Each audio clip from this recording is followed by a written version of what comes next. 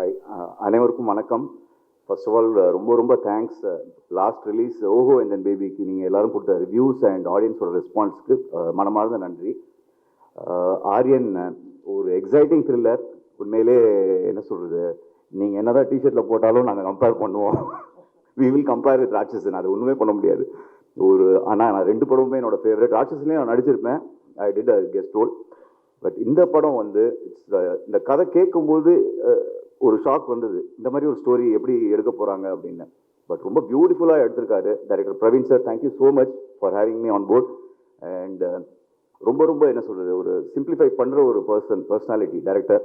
ஒரு காம்ப்ளிகேட்டட் ஸ்கிரிப்டே அழகாக எடுத்திருக்காரு. நம்ம எல்லாருமே த்ரில்லர் ஜானரோட எல்லாருமே ஃபேனாக இருப்போம். ஸோ த்ரில்லர் ஜானர் ஃபேனர்ஸ் மட்டும் இல்லாமல் எல்லாருக்கும் இந்த படம் ரொம்ப பிடிக்கும்.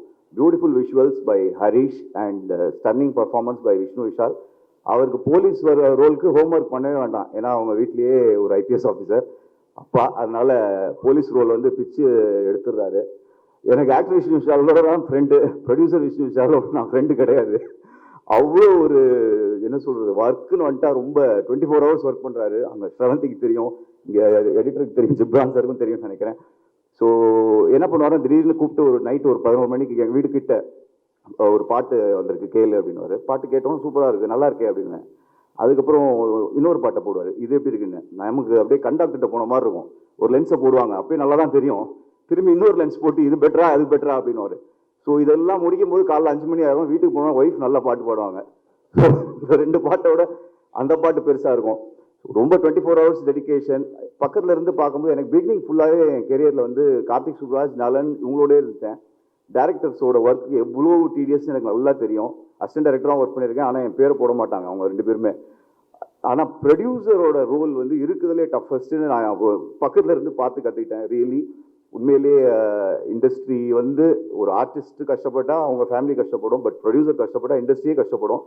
ஸோ ப்ளீஸ் என்ன சொல்கிறது, encourage all the production houses and உங்கள் ஆக்கப்பூர்வமான விமர்சனங்கள் எல்லா படத்துக்கும் தேவை. அதை கண்டிப்பாக நீங்கள் எப்பயுமே கொடுப்பீங்கன்னு நம்புகிறேன். ஸோ இந்த படத்தில் நான் வந்து நியூஸ் ரீடராக பண்ணியிருக்கேன். இது வரைக்கும் நான் பண்ண ரோல்லேயே நான் கஷ்டப்பட்டது இந்த ரோல் தான். ஏன்னா நியூஸ் படிக்கிறதுங்கிறது ஒரு ஈஸியாகவே இல்லை. ஸ்ட்ரெயிட்டாக அப்படியே பார்த்து எனக்கு டெலிப்ராம்டரும் இல்லை.